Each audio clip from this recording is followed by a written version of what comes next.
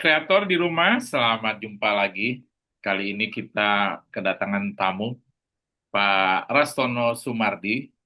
Dia adalah sebenarnya ketua komunitas kreator era AI untuk wilayah Provinsi Sulawesi Tengah. Dia pegawai negeri, Iya, PASN ya, iya dan juga benar.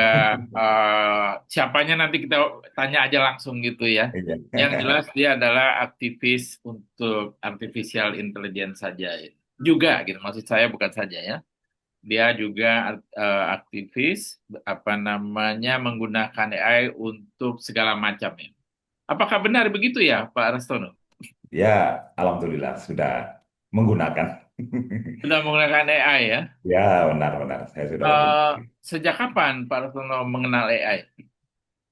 Mungkin intensnya mungkin baru setahun ini ya, mungkin sejak gabung di aktif di satu pena Mountain Creator RAI ini saya mungkin lebih apa lebih terasa memanfaatkan. Sebelumnya sudah kenal tapi kurang memanfaatkan. Oh Tapi gitu. benar-benar memanfaatkan mungkin setahun ini. Tahun ini memang benar-benar saya mendapat manfaat besar dari AI itu sendiri dalam pekerjaan saya, dalam hobi-hobi saya, dan pengabdian saya. Dampaknya sudah saya rasakan sekarang. Sehingga diangkat menjadi koordinator untuk provinsi. Ya, dari Atau diangkat dulu baru mengenal lebih lanjut. iya, karena awalnya kan ya di dunia penulisan biasa saja kan, tiba-tiba ada kreator RAI, ya kawan-kawan juga minta gabung sama Salma lah, yang orang-orang satu pena kan. Alhamdulillah ya, insya Allah kita bisa bergerak bersama. Iya, artinya Pak Rasono yang apa dijorok-jorokin jadi koordinator, artinya di tempat Pak Rasono, mungkin Pak Rasono yang paling mengetahui tentang AI atau paling aktif atau kenapa Pak Rasono yang jadi. Ya sebenarnya kalau pelaku-pelaku AI kan juga semuanya sudah mulai tumbuh ya. Cuman untuk bisa bekerja dalam sebuah komunitas atau bergabung dalam sebuah komunitas kadang-kadang juga sulit. Orang maunya individual karena maunya nggak mau diatur gitu. Sementara kalau saya orang yang suka berkomunitas, artinya sebuah organisasi. Karena di sana kita menambah wawasan, kita berkarya bersama. Ya prinsipnya begitu. Jadi saya juga mengajak beberapa rekan yang bersedia untuk berinteraksi dengan kami di RAI ya.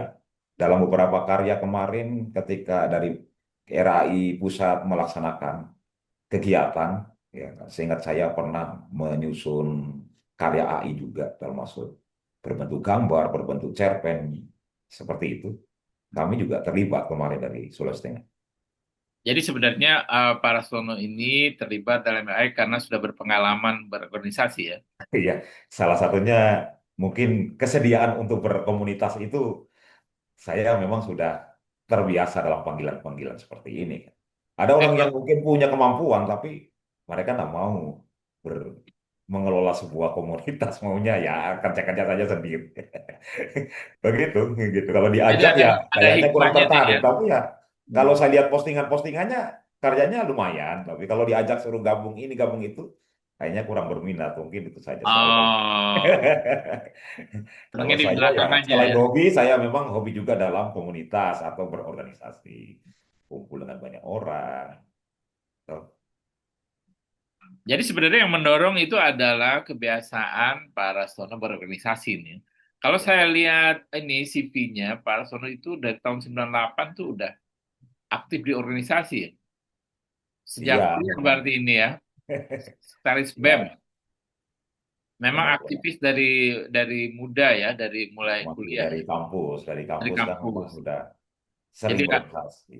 pernah jadi ketua HMI, ya, Ya, benar. kemudian sekretaris GP Ansor ya, Ya, pernah ya. Setelah. Bendara NU, kemudian Ikatan Sarjana NU. Iya, Jadi banyak kalau NU. saya lihat ini apa namanya pengalaman Pak Rastono dekat dengan tiga hal nih ya. Iya, Dengan Islam, iya, dengan NU, iya benar. kemudian dengan guru ya. Guru karena memang latar belakang dari guru. Saya dulunya Oh. seorang guru juga. Nah di sini nggak disebutkan Pak Rastono tuh mengenal menulis tuh sejak kapan Pak? sebenarnya sejak mahasiswa juga kami sudah mengenali lah pekerjaan menulis ini dan saya juga pernah menuliskan dulu ada pers-pers mahasiswa kan, pers mahasiswa Oh, ya masih ya menulis puisi apa ketika itu juga eh, kami juga mengisi biasa di puisi-puisi di jurnal kampus saja dulunya kan jadi gitu. Pak Rasono mengenal puisi dulu atau pers kampus dulu nih? Kayaknya saya lebih lebih dekat puisi dulu kayaknya kayaknya saya lebih menulis itu lebih duluan puisinya berikut mungkin lebih ke yang lain-lain. Dari mana Pak Rasono mengenal puisi? Artinya senang menulis puisi itu apa yang mempengaruhinya? Sejak kapan itu? Ya, Apakah sejak sebenarnya SD, kalau sejak kalau SMP? saya sih melihatnya mungkin ketika mulai kampus lah, ketika siswa juga masih kurang di kampus itu karena eh, saya juga bergabung di organisasi apa badan unit unit teater ya. Kalau unit teater itu kan kemampuan untuk mereproduksi juga imajinasi dalam bentuk kata-kata itu kan dilatih. Kayaknya itu Ya, berpadu dengan kemampuan saya menulis puisi karena latihannya di teater demikian. Sering disuruh menghayal lalu menuliskan atau menyampaikan dalam bentuk kata-kata gitu di teater kan. oke, Tapi itu pertanyaannya kenapa? jadi hal yang penting buat saya. Pertanyaannya kenapa Pak Rastono tertarik teater? Nah, saya Ya, ingin menggali ini pertama asal sebenarnya ada alasan. kata-katanya kapan ini? Pertama ada alasan yang agak personal karena saya ini termasuk orang yang demam panggung di masa-masa saya SMA, bahkan Hmm. sampai semester 3 itu saya masih belum berani berbicara. Ternyata teater itu memang melatih saya untuk berani untuk berekspresi di depan orang karena di sana pelatih saya sering paksakan maju walaupun itu baru simulasi dalam ruang latihan. Hmm. Berbicara gitu, sampaikan apa yang kau rasakan, kau pikirkan. Akhirnya ya walaupun dengan gugup akhirnya sering dibiasakan dipaksa oleh anu ternyata itu menjadi satu perubahan besar bagi saya. Makanya saya cepat sekali bertransformasi dari seorang yang tak penakut orang bilang yang demam panggung tiba-tiba jadi orator atau jadi pemimpin yang dibutuhkan kemampuan komunikasi. Jadi dalam waktu 1 tahun saja berkat bimbingan dari organisasi ini, saya sudah mulai dipercayakan memimpin organisasi dari kampus lah. Terus sampai Hmm. di situ akhirnya saya sudah sering memimpin organisasi. Ya, kemampuan dalam teater, mengolah rasa ketika kita gugup seperti apa, ternyata itu sangat membantu saya. Kemampuan komunikasi juga dilatih di situ kan, bagaimana menuangkan pikiran dalam bentuk kata-kata itu kan di teater biasa diberi kemampuan untuk berekspresi seperti itu. Selain itu ya kalau di organisasi kayak di HMI kan melatih kepemimpinan, manajerial, administrasi, ya itu membentuk saya sendiri itu. Jadi saya rasa semua ada kontribusinya dalam pembentukan diri saya. Salah satunya juga puisi juga, nah ya memberikan satu apa ya? Karena puisi menurut saya ini soal rasa, soal eh, pendidikan emosional ya. Oh, Banyak banyak jadi saya hmm. mendapatkan itu, mengolah rasa dari puisi. Jadi Pak Rastono ini dengan sengaja masuk teater agar demam panggungnya hilang gitu. Ya, itu salah satu problem yang saya hadapi di masa-masa saya muda dulu. Tapi alhamdulillah, sekarang sudah sering memimpin organisasi, sudah sering berbicara di Ya, depan orang banyak. Alhamdulillah ah, sudah. bicara bicara dulu nih ya, bicara dulu Ya, ya. iya. Jadi Supaya ini apa tahu gimana Pak Rastono bisa artinya punya artikulasi bicara depan akhirnya jadi ketua ini gitu kan ya. iya, iya, iya, iya. Itu memang Pak Rastono dari SMA itu apa ada keinginan untuk tampil di panggung atau apa Iya, bernyanyi apa punya band lalu nggak iya, berani iya. tampil atau apa Iya. bagaimana sih dulu gitu? Waktu SMA itu pernah mengikuti beberapa, ya kayaknya berapa kali ya lomba pidato. Tapi memang itu tadi soal demam panggung atau rasa takut itu ternyata saya berbeda dengan anak-anak lain yang nyalinya tinggi ya. Saya Ya. ini memang bawaannya memang adalah grogi atau demam panggung. Tapi saya selalu mencoba, bukan karena itu saya tidak berani mengikuti apa-apa. Saya pernah mengikuti lomba puisi juga di SMA, lomba pidato. Kadang-kadang ada yang paksa panggil, ayo ceramah di ya musola lah kecil-kecilan begitu ya saya nekat saja walaupun bagi saya itu satu apa ya menghentikan rasa takut itu luar biasa perjuangannya kan karena memang itu mungkin sudah karakter asli saya jadi tapi saya berusaha melawan kelemahan saya itu dengan terus melakukan pengulangan-pengulangan saya enggak ya faktanya pernah melakukan hal-hal kayak lomba pidato apa semua setakut apapun itu yang saya rasakan saya mencoba untuk menghilangkan itu. Tapi yang menolong adalah teater ya. Ya, tapi kayaknya teater itu waktu di kampus banyak sekali dampaknya ke saya. Karena latas latihan, mengolah emosi, mengendalikan apa, menciptakan suasana yang imajinatif toh. Jadi kalau takut bagaimana supaya anggap saja ini tidak ada orang, karena imajinatif. Jadi bisa di style dari pikiran karena teater melatih itu. Penjiwaan kan karena penjiwaan jadi anggap saja main teater ketika ada di panggung atau ada di lagi pidato jadi seperti itu. Tapi motifnya memang Bapak itu ingin jadi penyair atau penulis atau apa? Ya sebenarnya eh, pertama memang sudah ada eh, rasa suka juga ada tumbuh kan karena buktinya juga saya dari siswa atau bahkan mungkin sudah mahasiswa memang walaupun karya-karya sederhana kan memang suka menulis juga puisi ya. Oh, Oh, terutama puisi teater ya. ya. Walaupun karena saya kan eh, basic pendidikan saya itu kan agak bertentangan, ya istilahnya tidak bertentangan karena saya ini orang yang hobi saya itu matematika dari SMA. Jadi hobi Matematika biasa ya. matematika. Ya dari SMA saya memang prestasi terbaik saya adalah matematika, bukan bahasa Indonesia. Sampai saya kuliah juga ngambil jurusan matematika. Tapi rasa ingin menulis sastra apa semua ada, tapi kan tenggelam dengan kekuatan apa tantangan waktu itu lebih banyak ke matematika, jadi saya juga harus mengimbangi lah. Sekali-kali saya menulis puisi di anu, tapi saya fokus banyak lebih mendalami ilmu yang saya geluti yaitu matematika.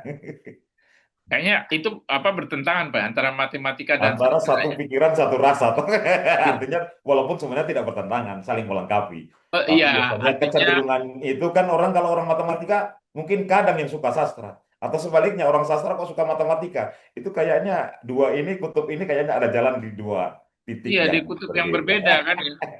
Tapi saya mencoba menyatukannya karena saya seorang matematika yang sekaligus juga hobi sastra. Saya juga aktif di pemrograman komputer, tapi saya juga aktif dalam menulis dan sastra. Jadi saya memadukan kiri dan kanan ya, orang bilang, kekuatan kiri dan kanan. Jadi sampai kini itu antara matematika dan sastra itu menyatu ya Masih dalam bersama. Ya, masih dari menyatu. Stono ya. Ya, karena saya Apa juga salah ininya satu. Pak? Bukti konkretnya.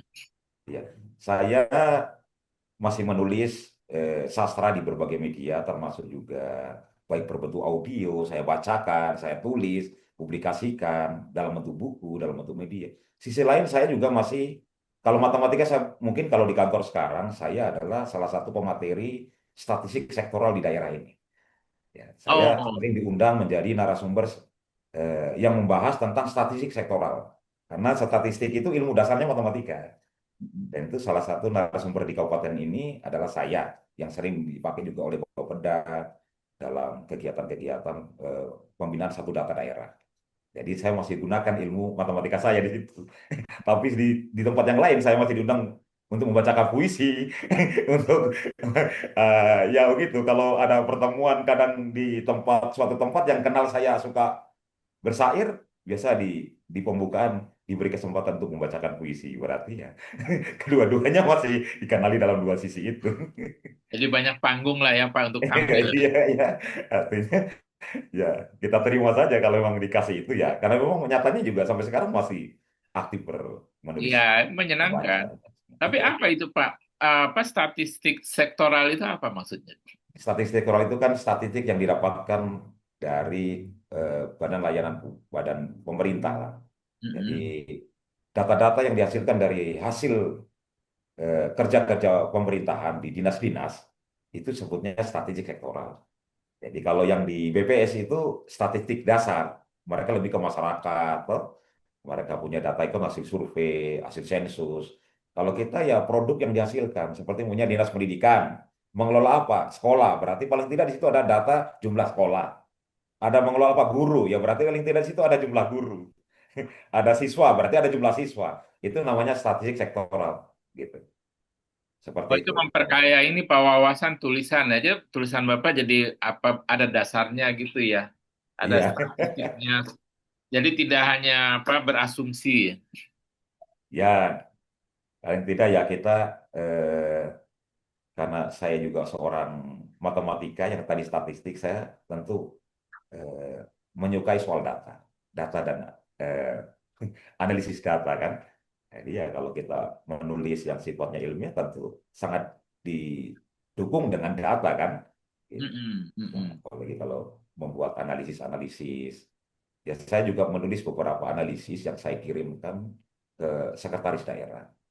Saya mengirim sekitar 6 tulisan artikel ilmiah yang dilengkapi dengan data-data yang ada di daerah saya, dan saya persembahkan khusus, saya kirim khusus kepada sekretaris daerah karena itu sifatnya semacam masukan secara tidak formal, karena saya tidak bersifat mengikat, jadi saya hanya seorang, boleh katakanlah, penulis saja. Tapi saya ingin berkontribusi biar jadi bacaan juga, baru saya kirimkan ke Brida. Karena kan untuk menghasilkan data-data begitu butuh riset, kadang-kadang Brida saja harus menghasilkan tenaga ahli dari kampus berhari-hari, berbulan-bulan baru ada hasil studinya kan. Tapi Mm-mm. kita dengan AI, saya bisa membuatnya dengan waktu singkat, dengan mengambil semua data yang ada di jurnal, ada di segala macam untuk membentuk kajian. Saya tidak perlu dibayar, tapi paling tidak dibacalah. Karena kalau yang resmi kan dari dosen-dosen, itu kan harus mungkin bisa menghabiskan sampai 500 juta untuk buat kajian. Sementara saya berikan cuma-cuma berkat AI telah membantu saya memampukan saya untuk membuat kajian ilmiah berbasis data, toh dari data-data riset, dari jurnal dan seterusnya. Karena adanya AI, kalau tidak itu mungkin saya tidak bisa memberikan. Walaupun saya bersifat informal, setidaknya saya memberi masukan. Kan tidak perlu pengeluar duit. Kalau mereka ingin punya data seperti itu, menghadirkan tim peneliti dari kampus, mungkin mereka sudah habis ratusan juta. Tapi AI sebenarnya sudah menjadi jalan awal melihat data analisisnya. Luar biasa. Tidak mungkin. Tanpa AI mungkin juga tidak akan bisa kerja sendiri untuk menghasilkan dokumen kajian sampai 20 sampai 30 halaman yang seperti ditulis dengan riset para akademisi kan. Itulah, itu kira-kira pengalaman saya, dan itu saya berikan khusus untuk Brida dan asisten. Sekda. Dan itu Pak Sekda menerima catatan-catatan kita yang walaupun itu bukan dokumen resmi, tapi setidaknya layak untuk dibaca, dijadikan referensi untuk memahami soal daerah kita dari sisi data. Itu pengalaman Ya, saya. Pak, apa Pak Arsono udah masuk tentang AI nih, tapi kita tinggal sedikit ya, Pak ya. Iya, iya, Kita karena tinggal sedikit boleh. ini. Saya maju-maju ini, Pak. Itu apa namanya jabatan formal Bapak sebagai pegawai negeri apa ya, Pak? Saya sekarang adalah sekretaris Dinas Komunikasi Informatika, Statistik dan Persandian Kabupaten Bangli. Gitu. Eh, Dinas s- Kominfo lah kalau yang gampangnya Kominfo. Iya, itu kan dua hal yang ini ya. Bapak juga komunikasi juga tentang matematika ya. Iya, gitu. Jadi karena saya juga kira-kira 7 tahun lalu saya mencoba masuk memahami atau belajar bahasa pemrograman komputer. Jadi akhirnya saya terbawa ke ruang IT, dan saya alhamdulillah beberapa karya pemrograman atau aplikasi lah, istilahnya. Aplikasi pemerintah di kabupaten ini sudah lebih dari 10 saya buat dalam waktu 3 Nah, tahun. itu dia itu. Saya mau nanya itu. Saya baca tentang Bapak ini membuat Iya, aplikasi. Artinya Bapak sudah sangat dekat dengan komputer ya. Komputer itu iya akrab benar. sekali Iya, ya sampai iya bikin, benar. bikin aplikasi ya. Aplikasi, ya. Artinya masuk ke AI itu cuma tinggal tekan enter aja udah masuk.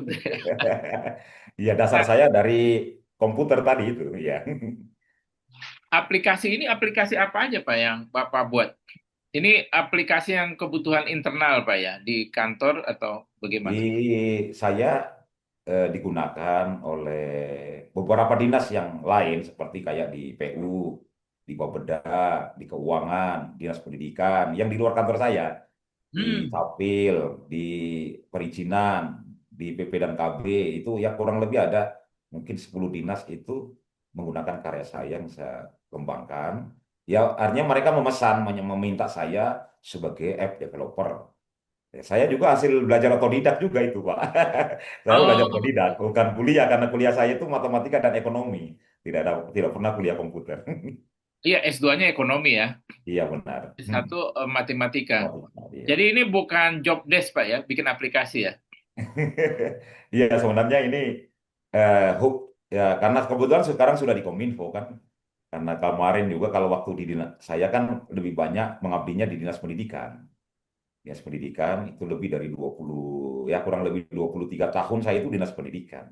Karena memang saya murni seorang yang berlatar belakang di pendidikan sebenarnya. Tapi karena saya menekuni bidang tambahan yaitu sebagai programming, akhirnya mereka dorong saya pindah ke Kominfo, ya alhamdulillah bisa beradaptasi di sini karena di sini kan pekerjaannya soal IT kan. Tapi IT Mm-mm. ini sudah menjadi hobi saya juga sebenarnya dari dulu. Selain saya sebagai guru, memang saya di sekolah pun ya saya biasa memegang lab komputer atau mengajar komputer gitu kan. Jadi sudah akrab lah dari dulu. Ini karir Bapak kayaknya lebih banyak ditunjang oleh hobi nih, bukan pendidikan. Iya, iya. Ini ilmu Ya, ekonominya kepakainya di mana nih betul. Pak? S2-nya nih, ilmu ekonomi pembangunan. Iya, karena saya pikir saya sudah di pemerintahan. Seringkali dulu begini, ada diskriminasi. Kalau saya membawa gelar SPD, seakan-akan mereka semua berpikir SPD itu jadi guru saja, tak usah lagi ngurusin kantor. Tapi Ah, kenapa kalau SHSE boleh di semua tempat, kayaknya ada diskriminasi kalau ada SPD tiba-tiba muncul di kantor lain. Ya kalau begitu, kalau kalian bisa SE, boleh di mana-mana. Kalau begitu saya ME saja. Saya magister ekonomi, berarti saya boleh di mana-mana dong. Karena begitu cara pandang mereka dulu. Seringkali sering diancam. Itu Pak Guru kasih pulang saja kembali ke guru. Nah itu kan ada faktor hikmah. Akhirnya saya hampir 23 tahun. Saya tidak pernah meninggalkan dinas pendidikan. Karena pola tadi kan, oh, guru mm-mm. itu ngurusin pendidikan saja, dianggap tidak mampu mengurus yang lain. Nah, sekarang saya buktikan saya bisa mengurus Kominfo, karena saya juga punya pengetahuan tentang hal yang ada di Kominfo, statistik, bidang IT, sebagai programming, sebagai penulis cocok dengan publikasi, kan Hmm. ada bidang publikasi eh, masa. Saya rasa kompetensi saya akhirnya cocok, karena berkembang dari hobi, bukan berkembang dari akademik. Iya, ini dari hobi nih. Dari hobi menciptakan dunia baru. Iya, Benar sekali. benar begitu. Jadi hobi itu penting sekali Pak ya Iya, dikembangkan. Jadi kita saya punya rasa itu. skill. Kalau punya hobi, apapun latar belakang pendidikannya, saya rasa kalau dia sungguh-sungguh, tetap dia akan memberi nilai. Termasuk saya. Ini saya rasakan ya. Jadi dari S1 ke S2 itu jaraknya berapa tahun Pak? Ya, kan saya S1 lulus 99. Hmm. Saya masuk kuliah 2010, ya berarti 20 tahunan kurang lebih. Oh, Saya sudah pegawai, sudah di apa iya. ya, sudah di kantor lah malah. Memang dalam rangka eksistensi nih ya Ya, Pak. itu saja Jadi bisa gitu. kemana-mana ya. Karena saya sudah di kantor, ya kan, saya mau kuliah juga ke yang agak ke pendidikan lebih murni juga sudah tidak ngajar lagi. Sementara saya mungkin untuk karir lebih banyak bicara manajemen, lebih banyak ke indikator pembangunan, akan menyusun range, renja, harus pahami kan indikator pembangunan. Mendingan saya masuk itu. Ilmu ekonomi kan belajar tentang indikator pembangunan, tentang tata kelola pemerintahan, keuangan dan semua kan didapat kan. Walaupun nggak Tidak. inline Pak ya dengan Ya, S1 ya.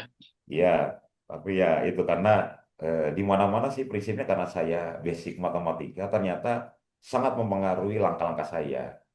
Karena numerik dan literasi itu dua hal yang menurut saya menjadi dasar. Orang itu Ya. bisa beradaptasi kemana saja. Kalau literasi bagus, numerasinya bagus, saya rasa kita mau kemana-kemana agak enak. Dalam waktu yang cepat kita bisa beradaptasi. Saya juga penggemar matematika nih Pak. Oh, begitu. Pelajaran SMA yang saya ingat cuma matematika, yang lain saya Iya. nggak ingat.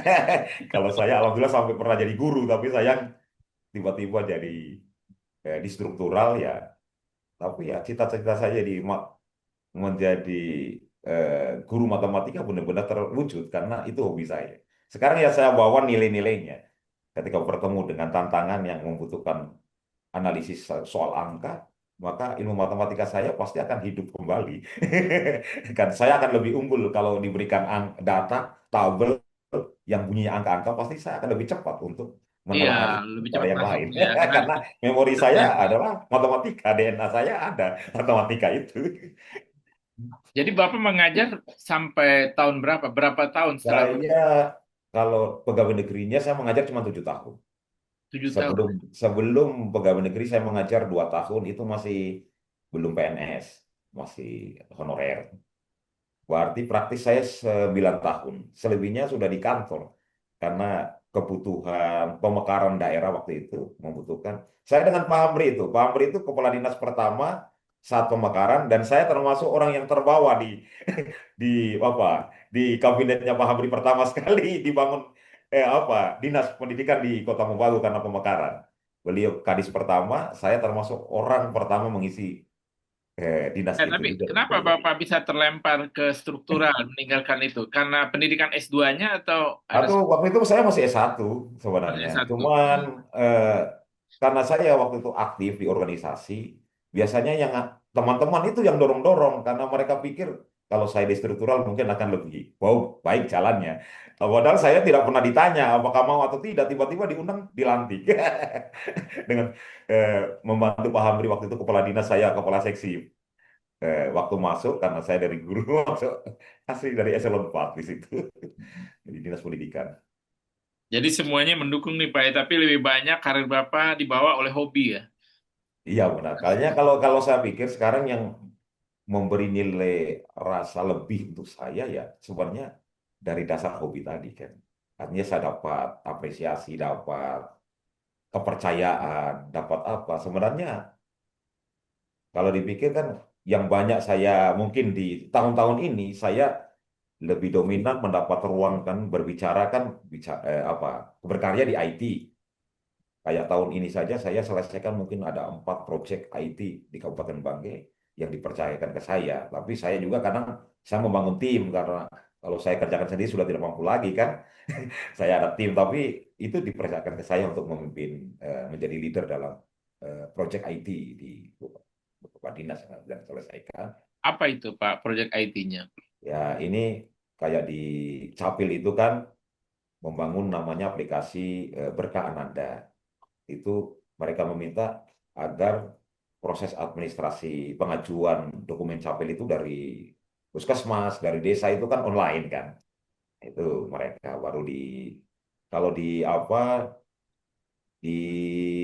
perizinan itu mereka minta untuk membuat data analisis, dashboard analitik untuk eh, dunia usaha yang ada di para istilahnya penanaman usaha kan usaha-usaha yang ada di sini dilihat dari data NIB-nya nomor induk berusaha itu kan ada memang dari OSS dari pusat tapi itu dimasukkan kembali diunduh diekspor ke aplikasi lokal kemudian dianalisis baik peta wilayah berdasarkan desa kecamatan berdasarkan apa begitu tuh sehingga memudahkan mereka memotret eh, aktivitas usaha yang ada di kabupaten ini. Itu punyanya penanaman modal dan perizinan dinas itu. Itu.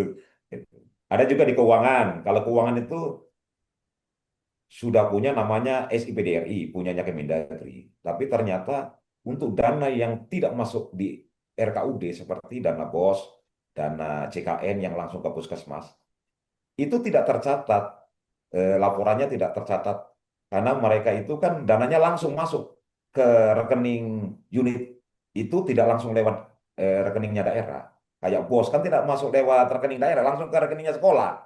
Tapi mereka punya kewajiban melaporkan kepada DPKAD untuk audit keuangan. Maka diciptakan namanya SP2B online. Sebuah aplikasi suplemen yang dibangun di daerah untuk mengelola ini data yang non RKUD, data yang keuangan yang masuknya tidak ke kas daerah tapi langsung ke unit kerja. Nah, itu tuh. Jadi tata kelola keuangan. Jadi itu akuntansi itu lahirnya dokumen akuntansi seperti buku buku kas umum, buku buku pembantu pajak ya seperti akuntansi. Hanya dibuat secara digital, secara elektronik. Berarti Bapak juga ngerti akuntansi ya? Ya waktu S2 juga di ekonomi kan ada akuntansi juga. Tapi Oh, kan ada mata kuliah ya apa? karena saya ekonomi kan ada juga mata kuliah akuntansi baru saya baca juga kan dari laporan mereka bagaimana akuntansinya. yang selama ini dibuat secara manual. Itu saja tinggal saya itu otomatisasi kan, sehingga mereka tinggal memasukkan tak, memproduksi paling tidak ada 6 dokumen yang dihasilkan, yaitu ada buku kas umum, buku pembantu pajak, buku pembantu kas, buku pembantu bank, terakhir ada laporan realisasi dan STBCM atau surat pernyataan pertanggungjawaban mutlak. Itu 6 dokumen yang dihasilkan itu dilahirkan dari aplikasi itu. Jadi kalau misalnya 4 proyek ini selesai, artinya Bapak sudah membuat 17 aplikasi itu ya. Ya, Sebelumnya insya kan Allah. 13 Ya, nih saya karena baca. saya sejak tahun 2020, ya terhitung saya ini sudah berapa tahun ya. Karena saya mulai belajar sebenarnya 2018. Saya belum lama belajar. Saya belajar di usia tua juga. Saya mulai mengenal HTML, CSS, JavaScript, sejenis begitu. Saya usia 45 tahun. Artinya saya sudah tahun 2018 itu usia saya sudah 45 tahun dan waktu itu saya kepala bidang pendidikan dasar. Baru mulai belajar itu bahasa itu. Otodidak melalui YouTube. Tapi akhirnya Lalu saya YouTube cuma, pula ya. ya selama 2 tahun saya belajar otodidak, alhamdulillah setelah itu sudah berani membuat proyek sederhana. Sampai sekarang akhirnya sudah meningkat lah. Yang dulunya sederhana tentu menjadi lebih kompleks. Kalau misalnya kita ambil nih Pak benang merahnya, semua aplikasi yang Bapak buat itu apa sebenarnya? Pelayanan, apa sistem di kantor atau Ya, apa? ada untuk tata kelola, ada juga untuk pelayanan. Ya, ada juga yang hanya kebutuhan apa untuk layanan informasi lah publik ya. Kalau cuma kayak website yang sederhana itu kan cuma lebih ke berita-berita. Tapi kalau bicara aplikasi berarti lebih bicara data dan pengolahan data, analisis data. Jadi lebih banyak kepada inputan data kan yang berupa angka, nanti di situ diolah, disajikan, dibuat analisisnya. Kayak data di PU umpamanya. Jadi bagaimana saya aplikasi itu mampu mengendalikan proyek sehingga tahu proyek mana yang sudah kritis, proyek mana yang sudah mencapai ambang batas, sudah dikatakan kontak kritis, yaitu yang sudah melebihi dari 5% maunya atau 10% dia punya deviasi itu kan sudah dikatakan kontrak kritis. Jadi aplikasi akan memberitahu sendiri mana kontrak kritis. Karena laporan dari pengawas itu akan masuk dan aplikasi itu akan membuat penilaian. Oh ini kontraknya sudah kritis, harus dibuat surat teguran atau mungkin harus dipantau. Jadi dengan demikian memudahkan bagi pengendali seperti PPK dan seterusnya. Itu seperti itu. Jadi untuk pengambilan keputusan sudah disajikan semacam apa indikator-indikator tertentu untuk melihat oh ini ada yang tidak beres, ini tidak tidak sesuai atau apa kan. Jadi orang muda sudah ada kode merah, kuning dengan logika-logika. Tapi terus terang saja di belakangan ini sebelumnya saya membuat aplikasi itu tanpa AI. Saya belum mengenal AI waktu itu ya. Karena 1 tahun ini saya pakai AI. Tapi Hmm, ternyata bukan hanya untuk menulis, untuk buat sastra. Nanti paling terakhir saya terapkan dalam dunia pemrograman. Ternyata faktanya luar biasa. oke. Walaupun pakai ChatGPT boleh, pakai yang lain boleh, padahal ChatGPT biasa. Saya bisa membuat skrip HTML dengan sempurna, sehingga kemarin saya mencoba membuat aplikasi pengaduan karena ada permintaan dari Dinas Pendidikan, karena saya sebagai pendamping IT sana. Mereka harus ada channel pengaduan secara online karena diminta dari KPK untuk laporan. Saya buat semalam saja, karena saya bangun baca itu sekitar jam 10. Saya kerjakan malam itu sampai pagi, besoknya sudah bisa dipakai. Itu Oh, karena udah. saya sudah pakai AI. Kalau tanpa AI, saya mungkin butuh waktu bisa mungkin 10 kali lipat waktu yang saya gunakan tanpa AI. Jadi AI bisa 10% waktu mempersingkat waktu pekerjaan saya kalau bicara. Jadi, itu saya sudah mulai mencoba melibatkan AI dalam dunia IT saya. Itu saya sudah rasakan betul Luar dampaknya. biasa ya AI itu Kerja ya. 1 bulan bisa 1 minggu selesai. Nah, sebelum kita lebih lanjut soal AI ini, Ya, ya, ya. aplikasi Bapak ini semua berjalan online. Ya, berjalan online dan masih aktif digunakan gitu. Maintenance-nya Online. banyak nggak? Apa banyak error atau apa gitu? Ya, kalau ada tentu namanya dunia maya tetap kalau ada error mereka beritahu ke saya ya saya akan berusaha secepat. mungkin melakukan pemulihan. Karena yang terpenting juga itu. Karena namanya itu tetap ada. Jadi tidak satu kali dibuat langsung sudah jadi selama-lamanya. Tidak. Setiap waktu ada tantangan. Tiba-tiba ada error, tiba-tiba ada gangguan, ada apa. Tetap kita harus turun tangan. Mengatasi juga. Ya, serangan-serangan, judul apa semua menjadi ancaman juga. Tidak semudah itu zaman sekarang ini. Aduh, apa saja. Ini luar biasa saling saling begitu, saling mengganggu juga gitu. Ya, oke. Sekarang apa kita ringkaskan? Bapak Hmm. menggunakan AI untuk menulis. Satu, menulis. Udah pasti ya. Ya, pasti Menulis menulis. apa saja sekarang Bapak pakai AI. Ya, pakai AI untuk saat ini kalau tidak pakai AI rasanya mungkin tidak tidak bisa produktif. Saya bisa banyak menulis karena AI sudah saya manfaatkan. Yang kedua, Kedua program untuk pemrograman, yaitu yang pemrograman coding. Bapak udah pakai AI sekarang. Udah Iya, selalu. sudah terakhir-terakhir ini saya sudah memanfaatkan karena sudah saya tahu ternyata cocok dan dia lebih pintar juga dari saya lah. Saya cuma tinggal perintah tanpa kesalahan tipologi pengetikan dan seterusnya kan. Kalau bayangkan mengetik bahasa skrip itu kan jelimet. Kadang-kadang saya keselewat juga kan satu dua huruf apa. Tapi kalau Ya, AI tidak akan pernah keliru dia. Cuman apakah cocok yang diberikan untuk kita sesuai perintah kita atau tidak itu yang kita evaluasi. Kita maunya promnya ya. minta dibuatkan sebuah controller dari sebuah kode igniter umumnya. Mm-mm. Baru begini-begini, tapi umumnya sih mereka paham apa yang kita mau. Umumnya. Paling ketika dipraktekkan, tak dipasang, ada tidak cocokan karena ada beberapa bagian-bagian yang tinggal kita sesuaikan saja. Mm-mm. Oh ini diedit, ini ada yang kurang. Nanti kita perdalam nih Pak satu-satu. Iya, Pertama penulisan, kedua penulisan, pemrograman. pemrograman untuk pembuatan Yang aplikasi. ketiga bikin puisi. Ya puisi, ya sastra lah istilahnya puisi, mau cerpen apa semua sudah sangat bagus ternyata pakai AI. Bapak sudah praktekkan ya.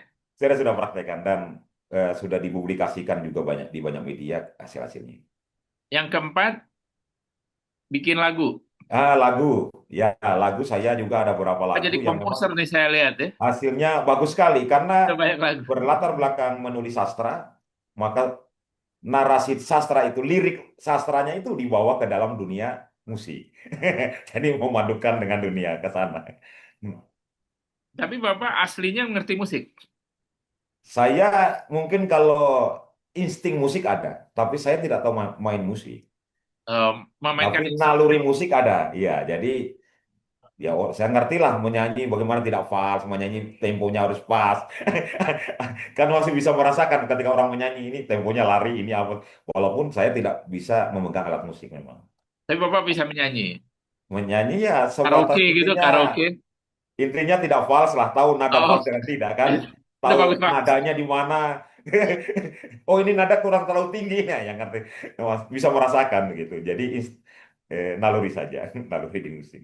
Oke, ini sekarang kita ini dulu Pak. Kita bahas tentang kepenulisan Bapak dengan Iya, AI, tapi kita insert dulu dengan artikel berikut ya. Bayu, silakan Bayu, tolong artikelnya Bayu.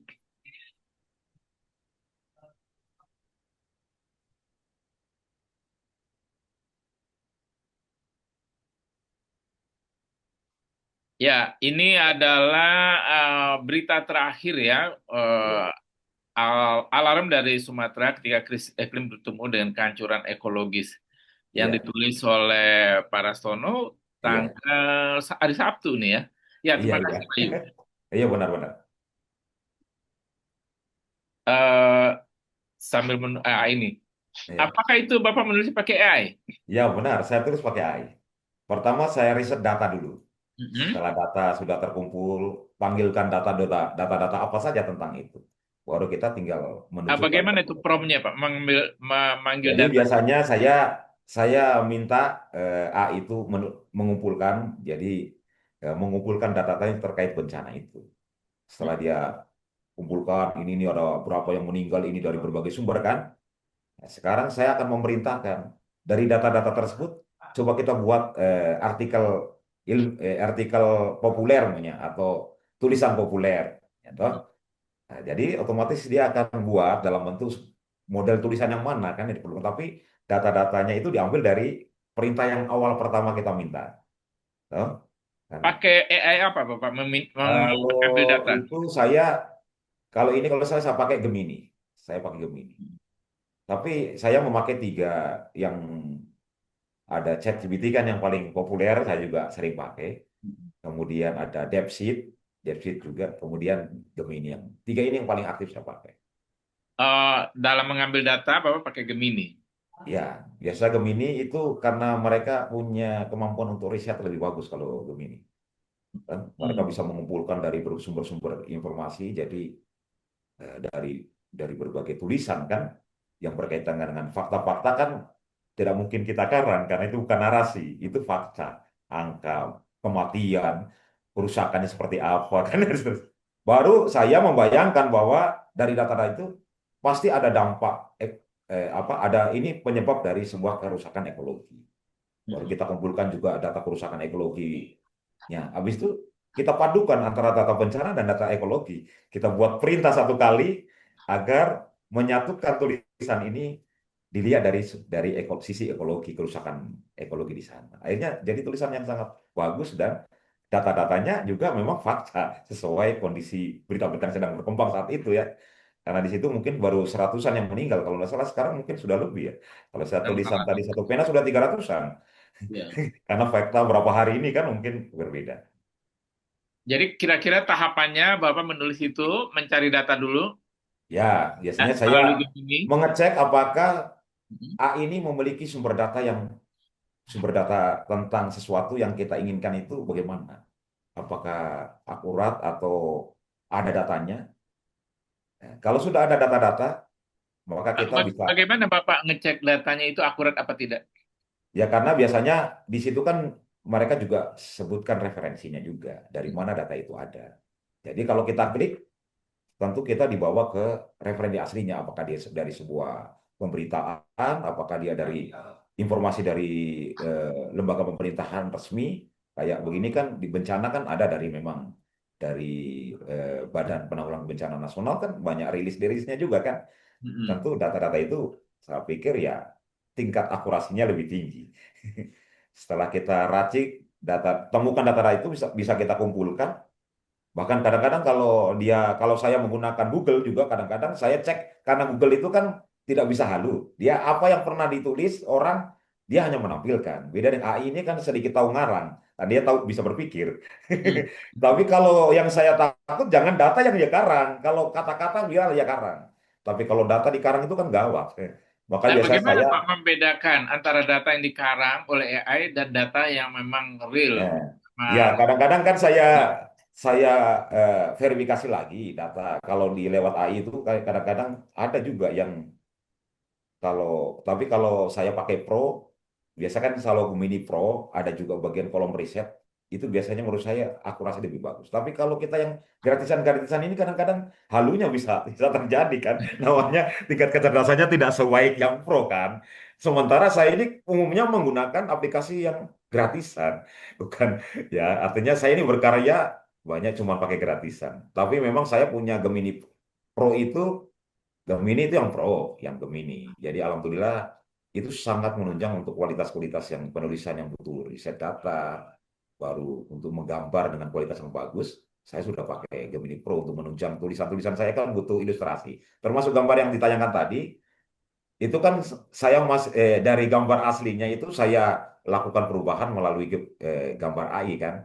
Jadi untuk mengilustrasikan itu. Jadi itu tidak asli lagi tapi eh, mengambil referensi dari situasi di sana bahwa ada banjir begini-begini gitu. Gitu. Tapi sudah pakai AI. jadi apa kalau menulis Bapak selalu menggunakan AI, tidak pernah tidak lagi ya? Untuk hari ini mungkin prosentasinya lebih tinggi daripada tidak. Ya, karena menurut saya sudah sangat membantu. Mau nulis berita-berita, cuman ya makin hari tentu kita penting kita makin terampil, kemudian kita tahu jangan sampai apalagi yang bicara yang banyak hubungannya dengan data harus diverifikasi ya dengan sumber-sumber yang lain apakah ada perbedaan atau tidak.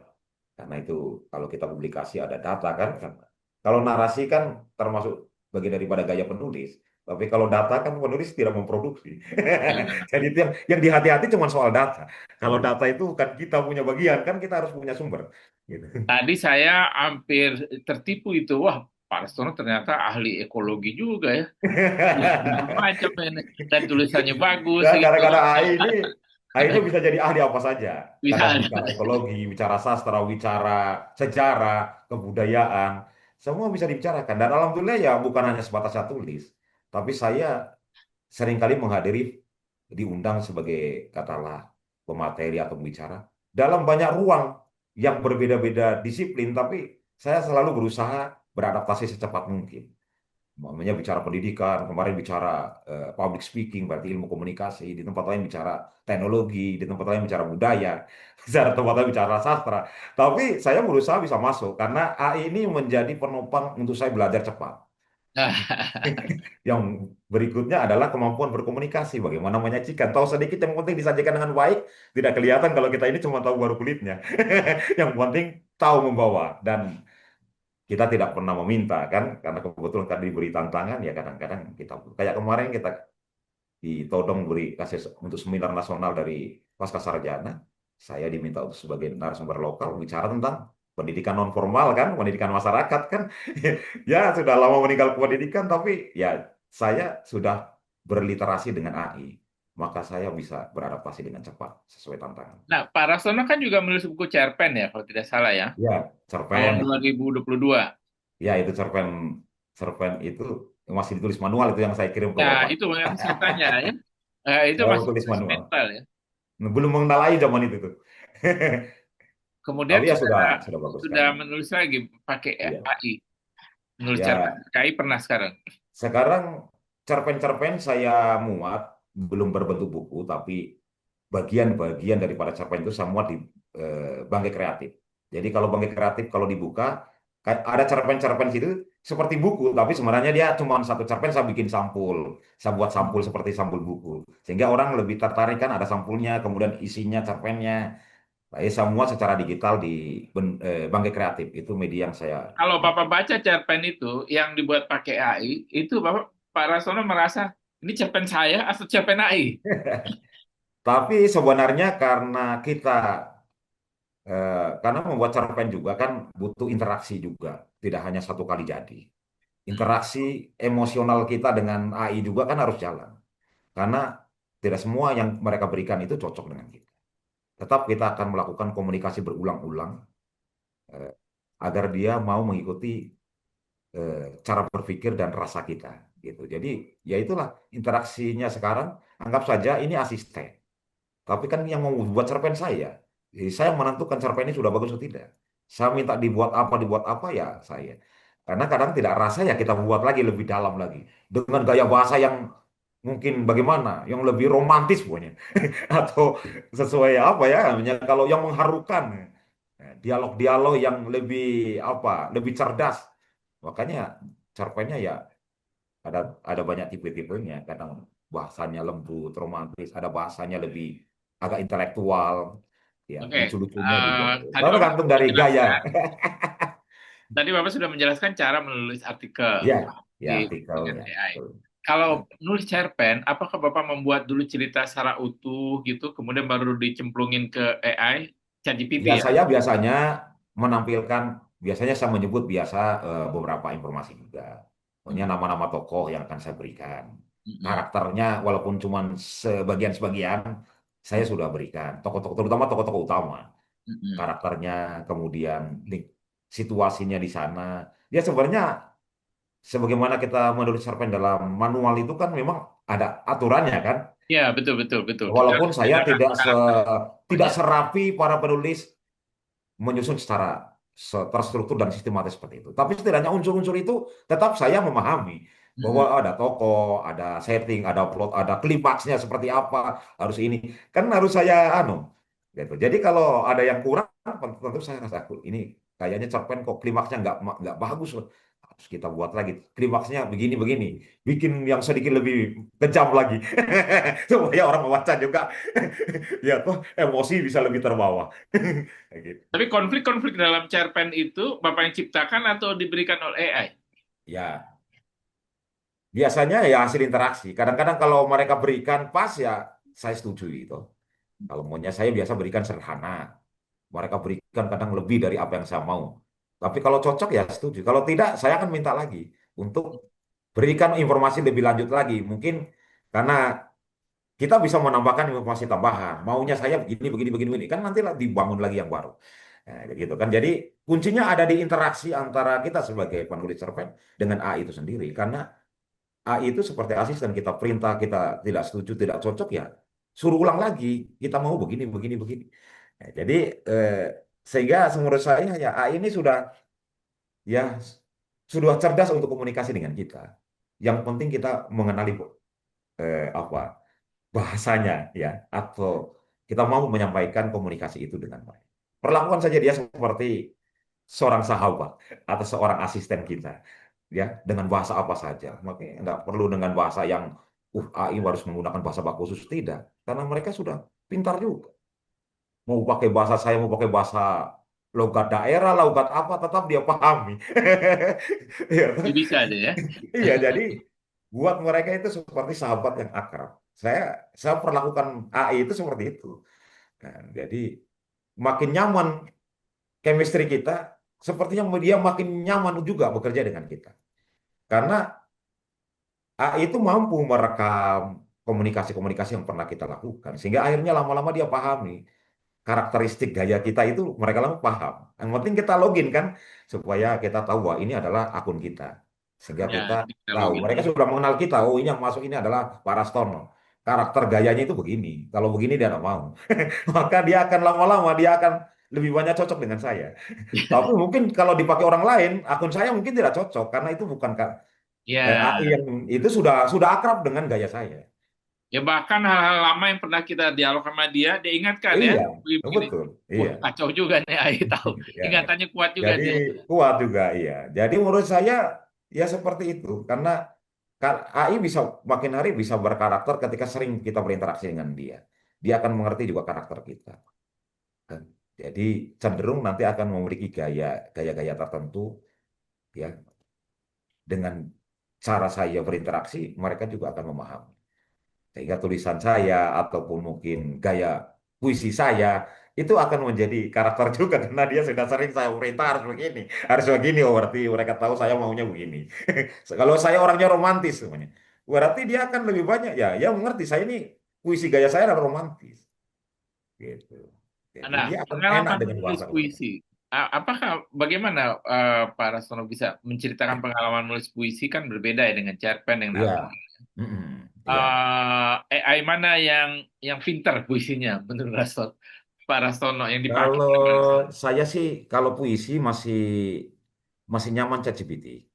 Saya rasa dia lebih, kadang-kadang dia masih mau ngikut kita, tidak terlalu banyak halu-halu ya. Artinya kadang-kadang kalau saya tulis kayak di DeepSeek itu kayaknya dia terlalu jauh dia dari mau kita. Tapi kalau yang ChatGPT saya ini memang kayaknya dia lebih mengerti aliran saya karena Oh, mungkin sudah sering saya pakai ya. udah paham deh. Nah, itu paham betul dia no. Tapi kalau saya menulis artikel itu saya pakai kayak DeepSeek atau mungkin Gemini. Tapi kalau yang ada bicara sastra, kayaknya Gemini lebih apa? ChatGPT itu lebih mengerti aliran saya bersastra Nah, gitu. kalau misal Pak Rastono menulis puisi, promnya Iya. seperti apa kira-kira? Sebenarnya kalau saya menulis puisi itu, saya sebenarnya promptnya sederhana, tapi tetap saya memasukkan unsur-unsur yang karena kalau kita menulis puisi kan seringkali ada kata-kata kunci juga. Apa Hmm. sih yang mau disampaikan dalam puisi itu? Hmm. Jadi biasa umumnya ya seperti orang umumnya kan. Memang Hmm. dalam aturan yang benar katanya peran dulu kan, peran perintah baru berikan apa itu indikatornya apa, itu kualitasnya kan. Ya, kadang-kadang saya mencoba juga, Anda seorang penyair hebat, gitu. Itu artinya saya menunjukkan peran. Baru saya perintah, buatkan puisi, ya, eh, tentang apa, baru saya masukkan ide-ide yang ada dalam pikiran saya. Kalau perlu ada kata-kata khusus, kata-kata yang menjadi karakteristik saya. Walaupun satu dua kata itu menjadi ciri, loh. Makanya yang terlintas biasa kita menulis manual kan biasanya ada kata-kata yang menjadi senjata kita dalam puisi itu. Ya. Kata-kata kunci yang menjadi warna khas daripada puisi itu. Nah, itu kita suntikan di situ. masukkan, kemudian tinggal menggunakan gaya apa, mau mau yang romantis atau yang lebih apa sedih-sedih atau apa nadanya ya tambahkan saja nanti. Sebenarnya kalau saya simpel saja karena saya tidak terlalu ya walaupun saya baca teori-teorinya katanya begini-begini tapi prakteknya saya melakukan saya puas. Jadi saya sederhana saja tidak terlalu banyak teori ya. Tapi itu tadi tetap saya menyuntikkan kata-kata khusus biasanya. Dua tiga kata khusus yang menjadi karakteristik gaya saya. Kemudian saya menyebutkan sekali-kali juga saya bisa menyebutkan coba dengan gaya para sastrawan yang punya nama populer sepertinya tulis dengan coba gaya tulisan ala W.S. Rendra. Ternyata mereka mengenal Rendra punya tulisan kalau saya bilang kalau puisi religi punya saya sebut coba ditulis dengan gaya aliran puisinya Gusmus. Ternyata bisa berbeda lagi karena Gusmus juga dengan aliran yang gaya gaya puisi yang berbeda. Nah, dia lebih ke ironi berupa apa ya paradok kritik-kritik begitu ya. Tapi bahasanya manis tapi padahal sebenarnya tajam. Memuji lah itu kan kalau Gusmus kan gayanya begitu. Nah, Wes Renda kan mungkin dengan kekuatan bahasa-bahasa romantismenya yang cenderung bahasa-bahasa sosial yang kuat. Gitu. Flat lah ya. Ya, tapi ternyata saya bisa merubah. Kalau saya pindah, saya mau suka menulis dengan gayanya Sapari Djoko Damono, yang simpel tapi dalam tentang alam. Itu yang mau, ChatGPT ngerti bahwa Djoko Damono itu gaya menulis puisinya begitu. Tinggal kita suntikan ide dan kata-kata khusus, lalu kita sebut buat seperti ala Sapari Djoko Damono atau mungkin Halil Gibran. Dia akan membuat perbedaan sekali dua puisi itu sehingga perintahnya berbeda. Lalu apakah Pak Rastono nggak merasa kehilangan gaya sendiri? Jadi ChatGPT, tolong tuliskan puisi dengan gaya Rastono Sumardi gitu. Ya, ya mungkin lama-lama mereka mengenali sendiri. Kalau saya tidak sebutkan otomatis ChatGPT mungkin sudah tahu gaya saya. Karena saya sering kalau saya tidak menyebut tokoh berarti itu khas saya kan. Berarti akan menulis dengan pengalaman dia berinteraksi dengan saya sendiri kan. Gaya Rastono Tapi yang menggunakan AI. ya, Jadi pasti ya tulis tanpa AI beda dari lagi tuh gayanya kan. puisi-puisi ya memang saya sering menggunakan pendekatan romantisme ya, pendekatan personifikasinya kan Mm-mm. banyak kita menggunakan begitu walaupun kita bicara alam tapi ya itu karena personifikasi akan-akan dia adalah manusia yang hidup kan itu kan gaya sastra kan walaupun tidak banyak saya kuasai tapi saya suka beberapa gaya yang sering saya pakai saja gitu. Nah, sekarang pengalaman Pak Rastono menggunakan AI untuk menulis lagu ya.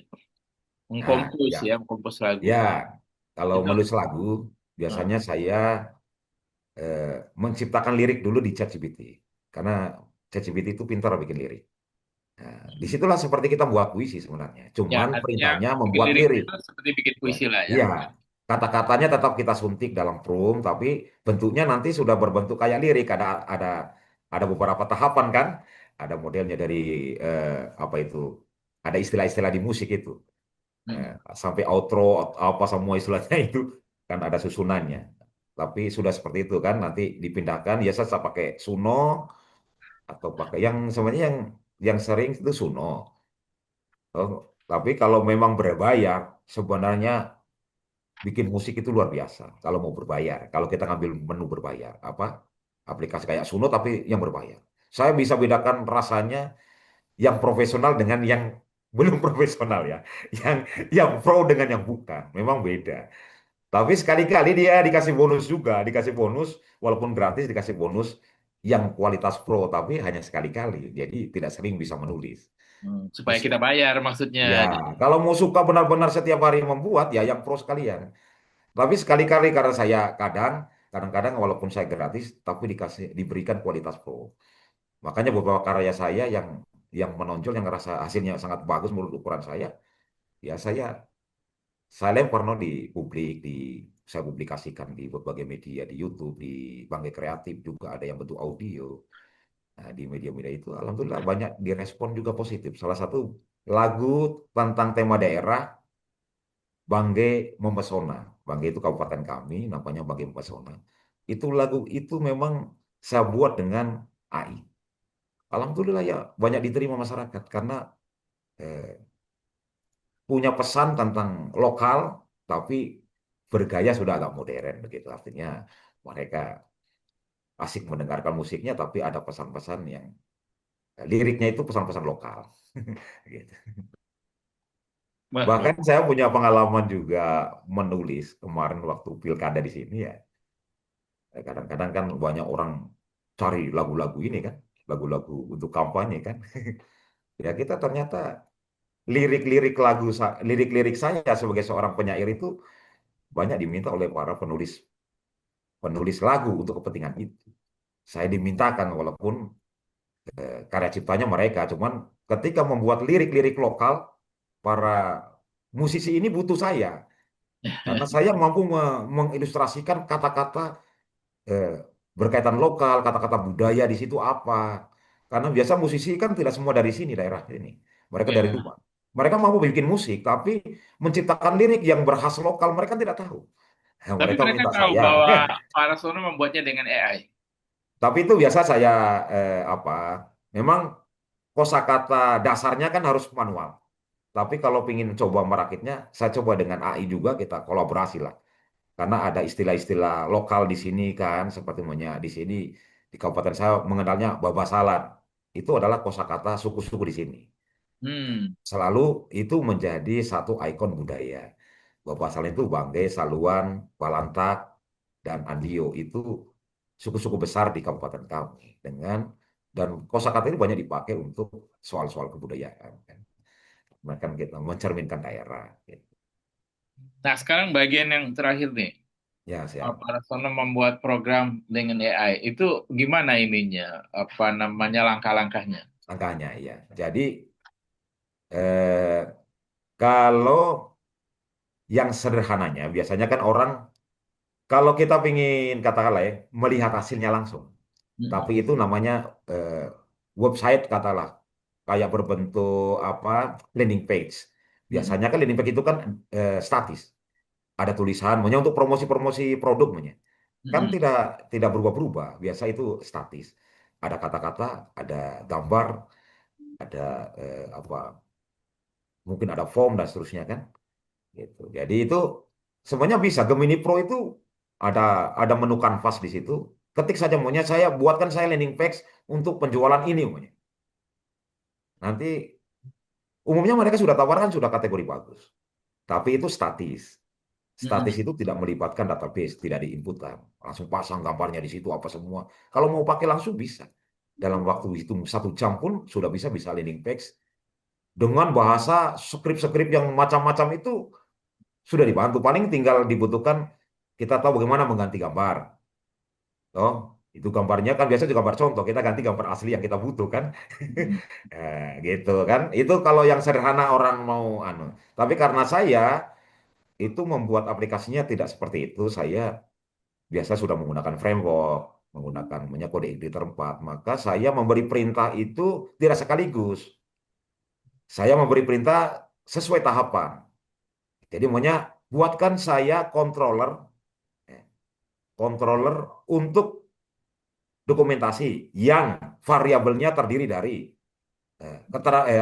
judul dokumen, keterangan dokumen dan file dokumen, gitu kan? Baru saya enter, baru dia akan buat bahwa kalau di perintah kontrol berarti ada beberapa metode-metode seperti indeks untuk create, read untuk memanggil data. Jadi ada memang karena saya sudah mengenali dulu bahasa-bahasa itu dari manualnya, maka ketika saya perintah itu ternyata yang biasa saya buat dengan saya ketik dengan tangan manual, ternyata mereka sudah tawarkan asal kita sudah memberi perintah benar. Biasa kita memberi tahu saya menggunakan bahasa program apa. Ya, itu. Ternyata sangat membantu karena kalau saya sudah pakai framework kan tidak boleh satu kaligus dibuat. Itu harus berulang-ulang dan kita tahu yang dibuat apa. Jadi kalau kita menggunakan controller, model atau view, baru saya buat tabel. Biasa kan saya membuat tabel SQL itu kan saya buat manual, makanya saya masuk di eh, apa di database, kemudian saya buat tabel, kemudian terdiri kolomnya A, B, C itu. Sekarang tinggal saya perintah buatkan tabel ya berbentuk SQL itu untuk tabel namanya ini, yang kolomnya terdiri dari A, B, C, D, biar puluhan. Habis itu dibuat begitu saya cemplungan tak langsung dalam hitung 1 menit tabel itu langsung selesai jadi. Yang saya mungkin awalnya buat butuh 15 menit, saya hanya butuh 1 menit karena AI. Jadi saya sudah sangat memangkas waktu dan memang sama hasilnya dan sebenarnya kami juga sudah tahu. Tapi selama ini itu kan harus saya skrip manual. Kalau AI sudah ngerti dengan perintah saya, maka dia akan buat seperti yang saya mau. Maka begitu saya masukkan, ya tidak error, langsung benar. Pak, langsung jadi tabel. Kalau punya saya, coba buatkan data dummy karena untuk simulasi.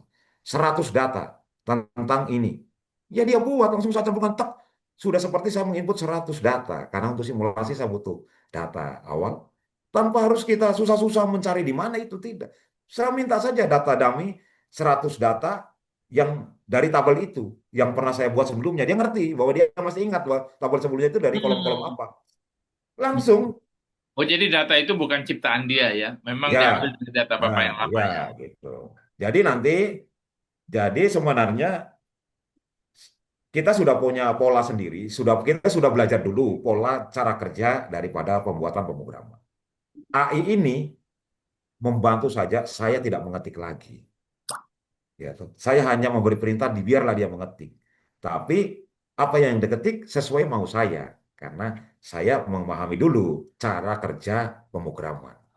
Jadi bagi pemrogramer yang manual butuh 3 bulan. Kalau dia mau bergaul dengan AI, mungkin bisa memangkas sampai 1 bulan itu sudah selesai. Dan itu sudah saya buktikan. Ya kalau mas 1 bulan kelamaan tuh Pak. Iya, katakanlah pastinya dia harus lebih pendek. Ya, Mm-mm. ya. Saya pernah, Nah yang kalau saya satu buat bulan itu berarti aplikasi ciptanya Bangke memang Kreatif. banyak koreksi ya. Saya pakai membuat aplikasi Bangke Kreatif, yang di dalamnya ada audio, ada radio, ada mencantumkan video, mencantumkan berbentuk teks, berbentuk gambar, semua jenis medianya. Bahkan sampai radio-radio lokal di sini yang FM, itu sampai saya channelnya sudah ada semua di Bangke Kreatif itu. Andai kan saya tidak dibantu AI, itu mungkin butuh waktu mungkin 6 bulan mungkin. Saya pikir itu banyak hal baru waktu saya buat itu. Tapi karena saya ingin agar memiliki sebuah media sastra yang lengkap, yang banyak media, banyak jenis media yang bisa ditampilkan, saya buat aplikasi sendiri namanya Bagi Kreatif dengan bantuan AI. Alhamdulillah, 1 minggu selesai dan sudah sangat bagus karena umpamanya memikirkan bagaimana maunya ada 2 radio. Hmm. Kalau saya play radio satu, saya play radio dua, dua-duanya bunyi, Pak. Sekarang saya akan memberi perintah AI, bantu saya untuk menyelesaikan masalah ini. Agar kalau di play satu, berarti satu mati. Hmm. Kalau play satu, satunya yang mati. Nggak Itu boleh kan dua-duanya ya. butuh JavaScript yang rumit. Tapi Mm-mm. ternyata dia mampu bantu saya menyelesaikan masalah itu. Andai kan tidak pakai AI, bukan saya. Karena saya ini kan pembelajaran dari otodidak. Semua saya cari di YouTube. Karena saya bukan dari latar belakang akademik. Tapi ternyata sekarang dengan AI, saya tidak lagi berlama-lama di YouTube. Karena AI itu langsung menunjukkan jalannya. Kalau YouTube itu kan cuma simulasi orang. Saya harus lagi Nah, menganalisis lagi, menganalogi lagi kan. Saya kira itu sudah saya rasakan sebagai dalam pekerjaan saya. AI ini ternyata masuk di semua sendi kehidupan saya dalam ini Pak pekerjaan hari-hari. Rastono ini manusia langka di Banggai kali ya. Dan unggulan ya. Apa-apa lari ke Pak Rastono kali soal-soal begini. Tapi waktu kita ini sudah habis Iya, sebenarnya. iya, terima kasih. Eh, apa Pak Rastono tinggal baca puisi saya kira ya. Oh, iya, iya, iya, iya. Silakan Pak Rastono. Baca puisi ya. Jadi, tunggu, tapi saya harus buka buku dulu ya. Buka di dalam sini. Ya, Ya, nggak apa-apa. saya karena, Pak Rastono buka buku, saya ngopi ya. iya silakan nanti.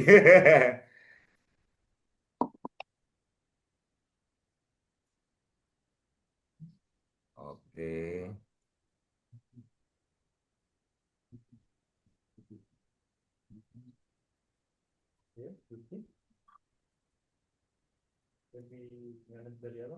Nah, oh, rupanya saya bisa bisa menampilkan buku di sini ya, bisa screen share saya ini rupanya. Oh bisa. Di sini Saya bisa. buka Oh saja bisa puisi share. karena puisi ini ya, hari ini kan banyak bicara apa apa bencana alam. Jadi saya puisi ini kebetulan juga salah satu puisi lingkungan yang menurut saya suka membacanya. Dan Oke, puisi ini juga sudah direkam di salah satu radio radio di sini dan diputar berulang-ulang. Namanya Radio Insania FM. Itu radio oke. network dan puisi ini sudah ada di list mereka dan diputar berulang. Judulnya adalah Air. Aku adalah air, cahaya yang mengalir dari tangan kekasih. Aku turun dari langit dengan rindu, mencari bumi untuk bercinta dalam rahmatnya. Setetesku menumbuhkan 1000 taman, membasuh luka yang kau sendiri buat. Aku hadir untuk hidup, namun kau lempar racun di dalam dadaku. Wahai manusia, aku tak butuh sembah, hanya kasih. Aku berlari di sungai, menangis dalam hujan, namun kau menebang pepohonan, mengeringkan nafasku tanpa penyesalan. Aku adalah rahasia yang kau abaikan. Tanpa aku, jiwamu akan mengerang dahaga. Tanpa aku, bumi hanyalah batu yang membakar. Tanpa aku, bahkan doa tak bisa kau ucapkan. Wahai manusia, jangan kau bunuh sumber hidupmu sendiri. Jangan kau anggap aku lemah, karena ketika aku pergi, kau akan menangis, namun tak ada yang mendengar. Cintai aku seperti mencintai dirimu sendiri. Dan aku akan tetap mengalir dalam nadimu, menjadi embun di jiwamu, menjadi hujan yang membawa keberkahan. Terima kasih. Itu puisi lingkungan karena lagi banyak bencana, agar kita bisa menjaga lingkungan. Terima kasih. Terima kasih, luar biasa. Ini dibikin pakai AI ya? Ya, ini termasuk karya yang sudah berinteraksi dengan AI. Ya, Oke, senang sudah sekali. lama dibuat, Artinya, kira-kira bulan 2 tahun ini. buktinya apa waktu lebih panjang nih bicarakan AI. Tadi Ya, saya untuk mengenal para astronom di depan, bicara soal organisasi dan lain-lain, sehingga rasanya kekurangan waktu untuk menggali soal AI. Nanti kita Insya ketemu Allah. lagi di lain hari Ya, terima supaya kasih, lebih. Pak. Sampai Baik. jumpa, Pak Rastono. Ya, terima kasih. Ya, ya, Assalamualaikum. Waalaikumsalam warahmatullahi wabarakatuh.